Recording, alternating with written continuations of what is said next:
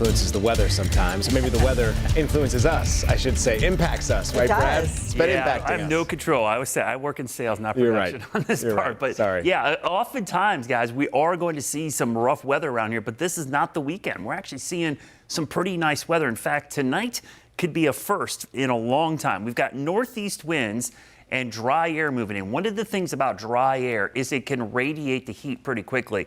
Dew points in some locations are in the low and mid 60s. Now that's still what we would consider humid, but it's not super muggy. It's actually the driest air we've seen in a long time, and this should allow for overnight temperatures to fall into the 60s, which would be the first time we've seen a low temperature below 70 degrees since before the 4th of July, July 2nd to be precise, when we had the coolest day of the entire month. So it's been a while since we've had I would say, somewhat refreshing morning low.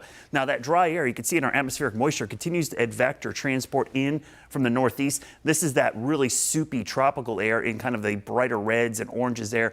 That moves back in pretty quickly. So it's not going to be a long break from the heat and humidity. In fact, it's going to return fairly quickly. And what's going to happen is we're going to see the chance of heavy rainfall. One of the things about that tropical air as it moves in, not only does it make it feel tropical, but when you see showers and storms like we're going to see on Monday, we get a low to medium risk for flash flooding. And that's mainly going to be the western part of our area on Monday into Tuesday. And I'll show you what I mean by that. That northeast wind combined with that moisture coming in going to kind of collide here, and that's going to provide scattered showers in our mountains and foothills at least through the early part of next week. So tomorrow we'll see fog in the morning, again comfortable in some locations.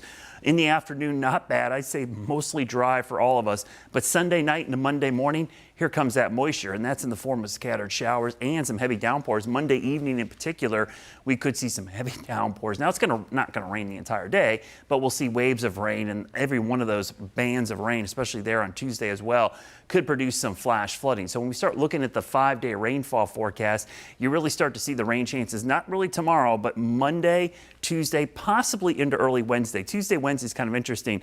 A lot of that rain on Wednesday will fall before you wake up. So it's really Monday, Tuesday that we see the highest risk of seeing some rain, and we still need some rain. Now, if you spend any time outside lately, the mosquitoes are ferocious. So the skeeter meter, it's pegged at the highest we've had all summer because the recent rain is a bumper crop. That really gives all the breeding opportunities. Remember, dump out any standing water that you see in your yard because those mosquitoes in this type of weather, 5 to 7 days, they'll turn that cycle around and kind of double their population. Now, for the next, I'd say 6 or 7 days, we're back to kind of a typical summer pattern.